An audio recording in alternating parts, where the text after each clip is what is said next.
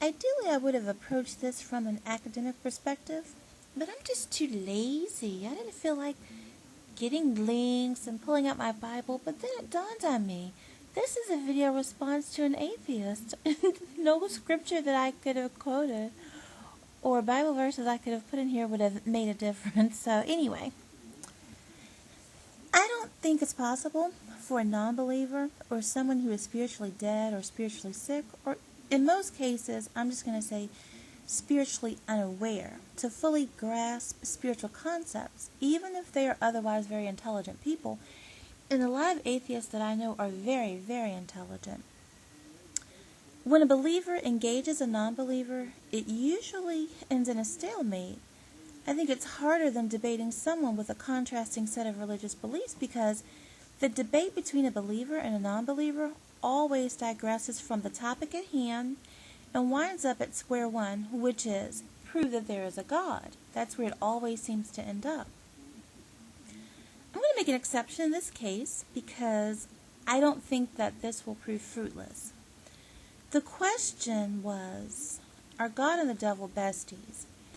And I will start by saying that the God of the Judeo-Christian religion is everyone's friend, and the devil of the same faith is nobody's friend. That's just how the religion portrays and paints the two so-called characters. They are spiritually polar opposites. Now, if you're a believer and you have an understanding of basic Christian concepts, then it is apparent that God can and does use everything and every being for his purpose.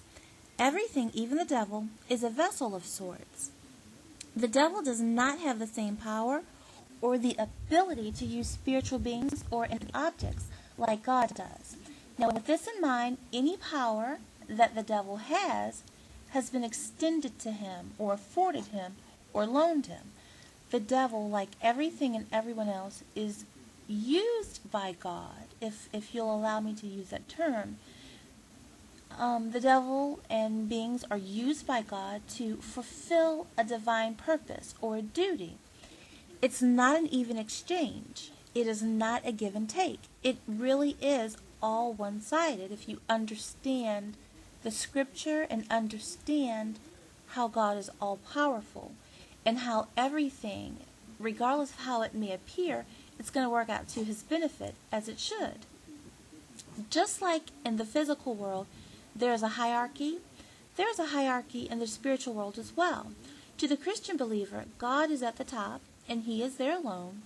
And while there may be lesser gods, and this could be another argument as well, because if you are a believer, you are supposed to acknowledge just one God. However, people can make other things their God, whether they be people or money, or there are believers who have a different set of religious beliefs. Like if you're Hindu, you may believe that Krishna or Vishnu are gods. But anyway, the point here is there is just one most high God. He's up there by himself. He's up there, and he's not up there with the devil. If your position is that God and the devil are besties because evil is rampant, or the devil is seemingly going unchecked, and the operative word there is seemingly, then I would suggest that you kind of look at the whole picture a little bit differently. The only problem is this is going to require that you have at least a modicum of spiritual beliefs, and I know you're an atheist, so you don't.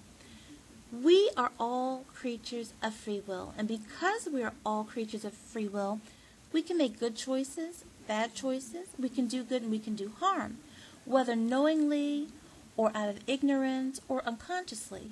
We have the power to make choices. We basically have been given the power and privilege of governing our own existence.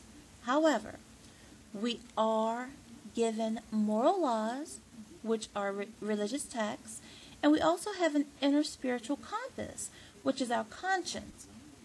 But God never forces any creature of free will to make good choices. We all have the power to make a good choice, a bad choice, or I'll say an immoral choice. The divine laws of justice will, however, see to it that we are punished if we make immoral choices. If the Most High God allows what may be perceived as his quote-unquote bestie to fulfill the punishment, then so be it. See, the spiritual catch-22 is this. God in his divine laws, even of justice, they will still be fulfilled whether one acknowledges that God exists or not. God in the spiritual world still controls the physical world, whether humans are aware of this or not. The believer, the non-believer, the devout, and the devil are all the Most High God's vessels, whether we believe this or not. You see, God and the devil are not besties. Everybody knows who's a believer that the devil's best friends are atheists.